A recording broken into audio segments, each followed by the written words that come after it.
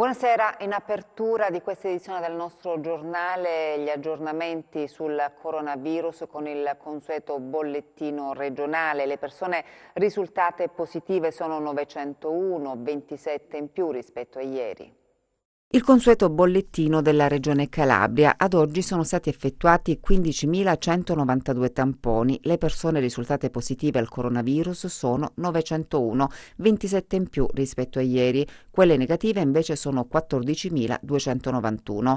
Territorialmente i casi positivi sono così distribuiti: a Catanzaro 55 pazienti in reparto, 7 in rianimazione, 84 in isolamento domiciliare, 18 guariti e 23 deceduti. A Cosenza 50 in reparto, 4 in rianimazione, 205 in isolamento domiciliare, 10 guariti e 17 deceduti. A Reggio Calabria 36 in reparto, 3 in rianimazione, 185 in isolamento domiciliare, 17 guariti e 15 deceduti. A Vibo Valentia 9 in reparto, 50 in isolamento domiciliare, 1 guarito e 5 deceduti. A Crotone 18 pazienti in reparto, 80 in isolamento domiciliare, 4 guariti e 5 deceduti. I soggetti in quarantena volontaria sono 8.107, così distribuiti: a Cosenza 2.495, a Crotone 1.401, a Catanzaro 1.607, a Vibo Valentia 488 e a Reggio Calabria 2.116. Le persone giunte in Calabria che ad oggi si sono registrate al sito della Regione sono 14.038. E purtroppo si aggrava il bilancio delle vittime in Calabria. 2 donne rispettivamente di 92 e 78 anni ricoverata, l'una in terapia intensiva, l'altra in pneumologia del Grande Ospedale Metropolitano di Reggio Calabria, sono decedute oggi. Lo rende noto la direzione aziendale dell'ospedale Bianchi Melacrino Morelli. Entrambe le donne, viene riferito, presentavano altre gravi patologie oltre all'infezione da Covid-19. Adesso la toccante testimonianza di un consigliere comunale di Rogliano positivo al coronavirus. Dall'ospedale ci ha inviato un video. Sto meglio, ha detto.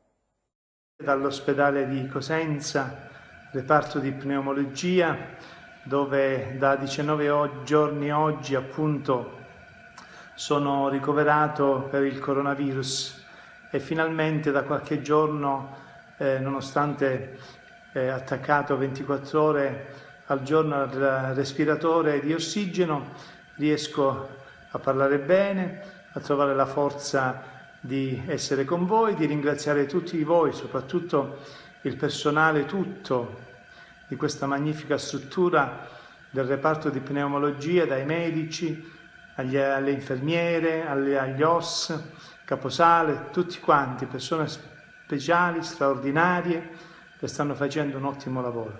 Così come ringrazio voi per le informazioni precise e puntuali, la famiglia, tutti gli amici, tutti quelli che puntualmente ogni giorno sono qui a manifestarsi anche attraverso un semplice messaggino, oppure quelli che comunque chiedono sempre di noi, che siamo in questo momento particolare storico qui, pronti a combattere contro questo virus che sicuramente non ci piegherà. Ne approfitto in questo momento per fare gli auguri a tutti gli amici, a tutta la comunità, a tutto il mondo per una buona Pasqua nei cuori, ma soprattutto a tutti i malati. Ce la faremo perché c'è un mondo intorno a noi. Grazie ancora a tutta Ten e saluti. Chiede ulteriori controlli sul territorio il sindaco di Chiaravalle Centrale. Il bilancio delle vittime nella casa di cura Domus Aurea si aggrava, mentre i soggetti positivi in isolamento domiciliare sono sotto controllo. Sale a 20 il tragico bilancio delle vittime tra gli ospiti della casa di cura Domus Aurea di Chiaravalle Centrale. L'ultima, in ordine di tempo, è un'anziana deceduta nel reparto di terapia intensiva dell'ospedale pugliese Ciaccio di Catanzaro, mentre la situazione dei soggetti ai quali è stata riscontrata la positività e che sono in isolamento e sotto controllo, qualcuno si avvia alla piena guarigione, il primo cittadino sollecita ulteriori controlli sulla popolazione per frenare un'eventuale diffusione del contagio. Riguardo alla comunicazione che ho fatto per la richiesta di tamponi per il territorio di Chiaravalle Centrale, ancora ad oggi non ho avuto nessuna risposta. Era utile per tutti avere un tavolo di concertazione tra la presidenza della giunta regionale, l'unità di crisi e i comuni che sono focolaio, cosa che si è ritenuta non utile da parte della regione, poiché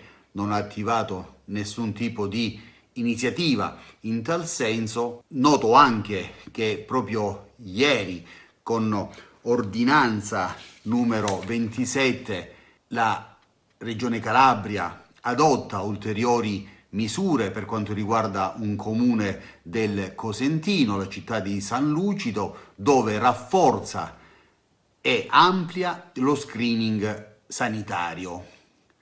Reputa che molto probabilmente la situazione che c'è su Chiaravalle di 19 positivi non è così allarmante, secondo la Regione Calabria.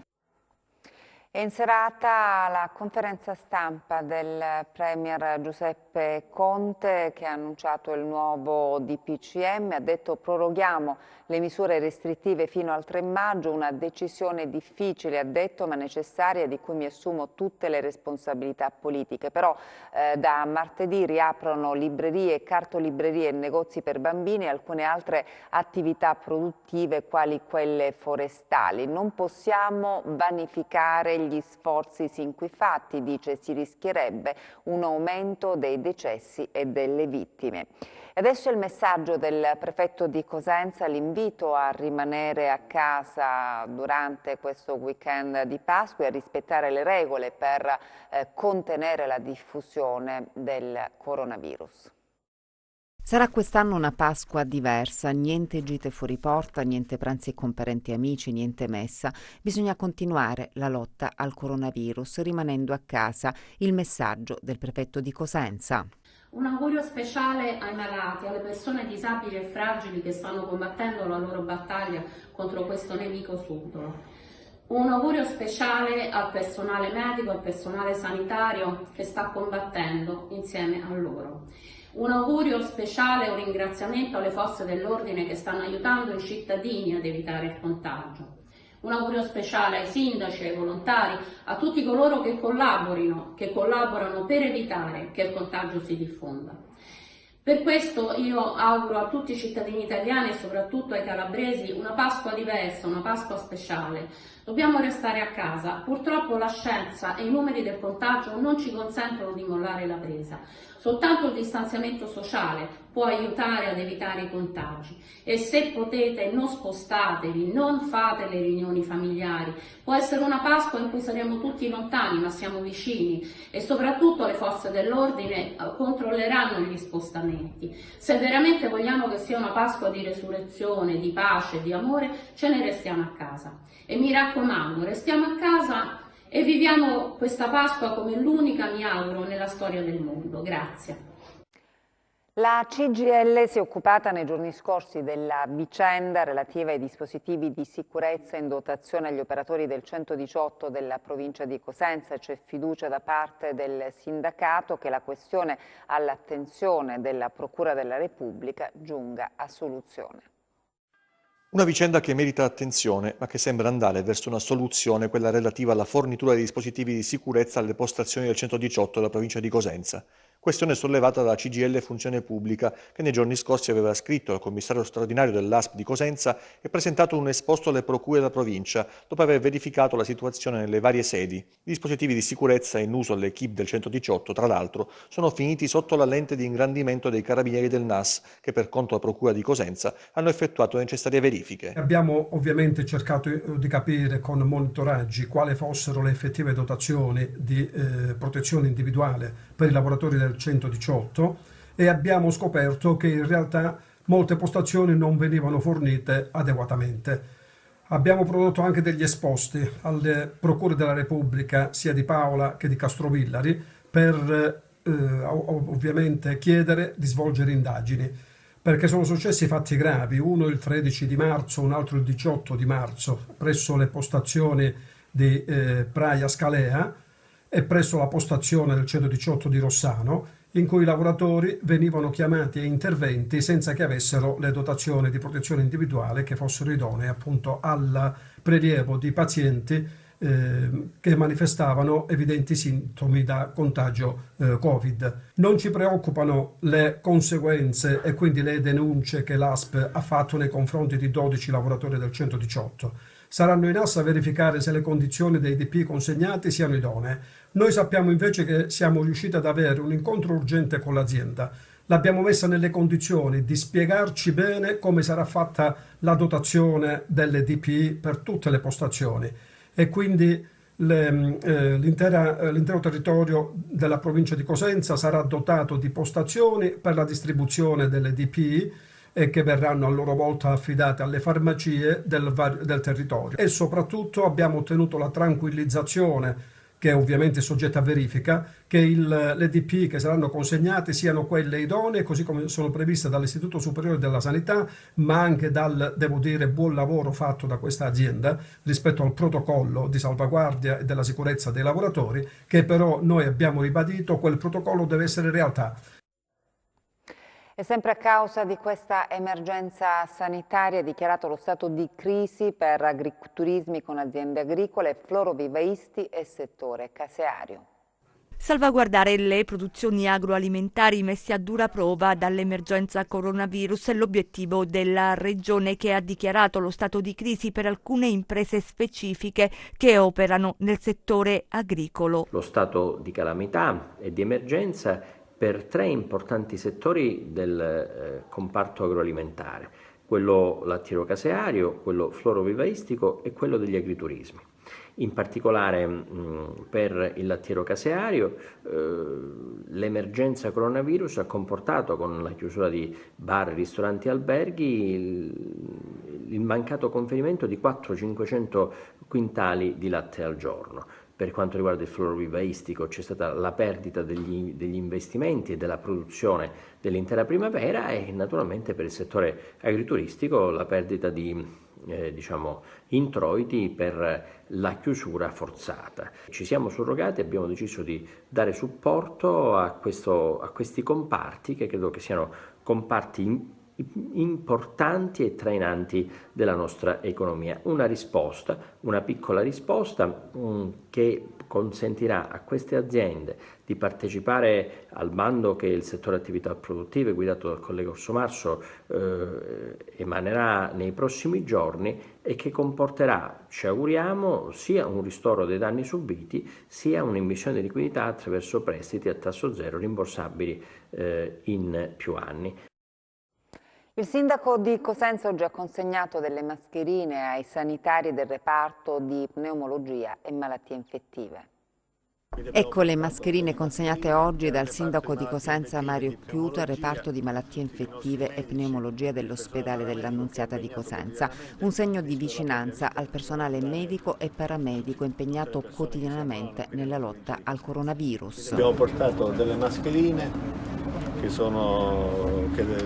distribuiranno anche per i pazienti e per chi viene nel reparto, e delle pastiere offerte dal bar Due Palme che saranno distribuite ai medici e al personale paramedico. Noi vi ringraziamo. Era un piccolo segno perché ci teneva. Grazie. Sicuramente un segno apprezzato, ci fa passare una Pasqua normale. Con le pasticcerie chiuse, non sapete il desiderio che avevamo. Ci sentiamo appoggiati anche da questo punto di vista affettivo ed emotivo.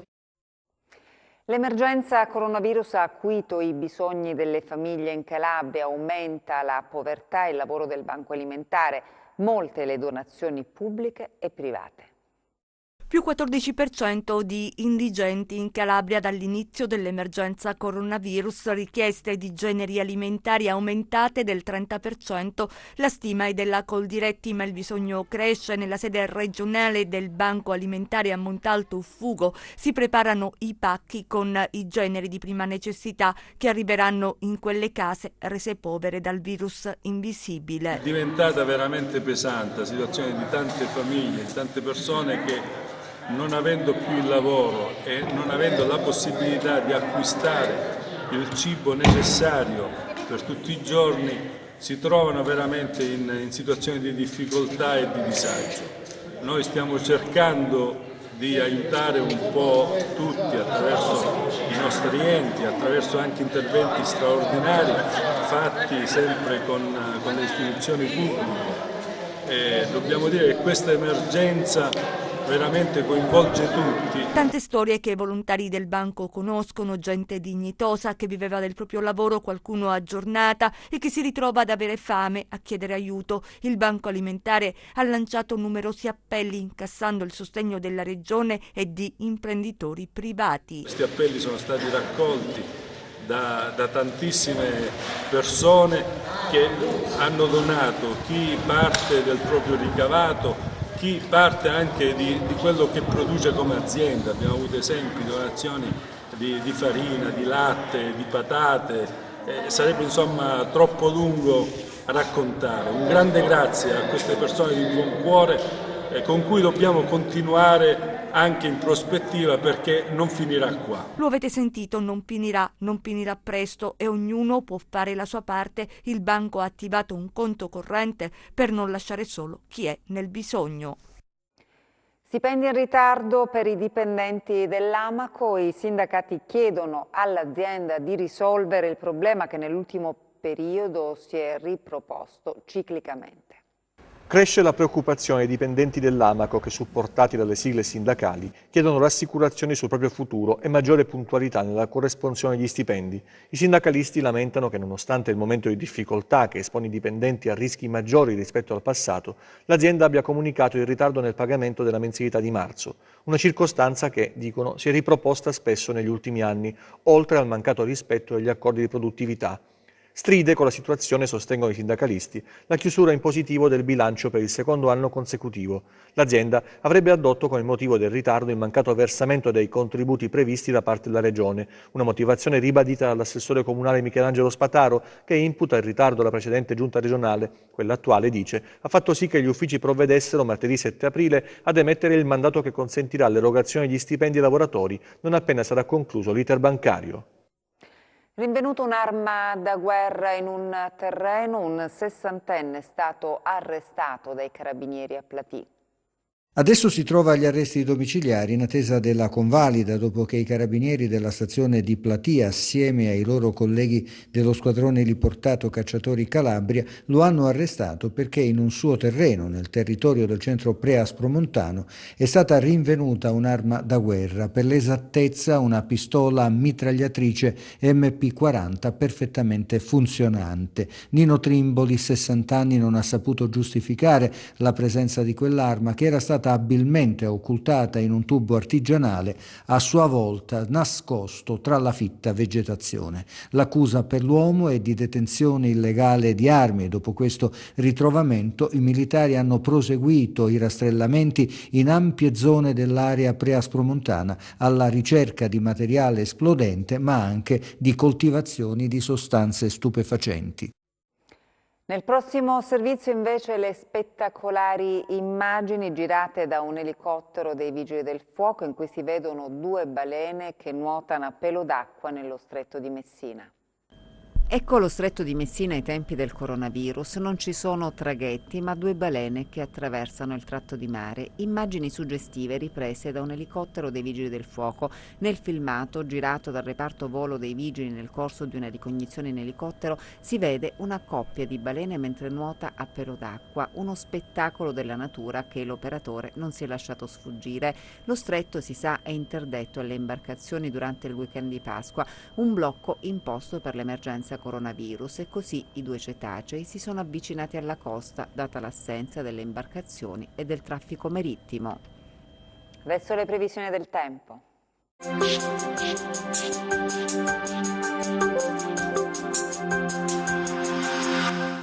Proseguono condizioni di tempo stabile e soleggiato fino al giorno di Pasqua. L'anticiclone delle Azzorre si manterrà ben saldo sul Mediterraneo centrale. Instabilità si farà spazio invece da ovest su penisola iberica e Algeria. Domani cielo sereno o poco nuvoloso ovunque con temperature stazionarie. Passiamo a mari e venti. Domani venti deboli di direzione variabile, all'esclusione del settore ionico-crotonese, dove avremo venti tra deboli e moderati da nord, mari calmi o quasi calmi, poco mosso solo il settore ionico-crotonese. Prima di salutarci vi ricordo il nostro sito web www.meteoincalabria.com e la nostra pagina Facebook Meteo in Calabria. Vi lascio adesso alla nostra copertina di chiusura. Grazie per l'attenzione e buona serata. Buongiorno a tutti, benvenuti alla nuova puntata del Digiterna. Aggiornamento sul coronavirus. Dovete stare a casa. Fino a lo dico io. Grazie. Ciao ciao.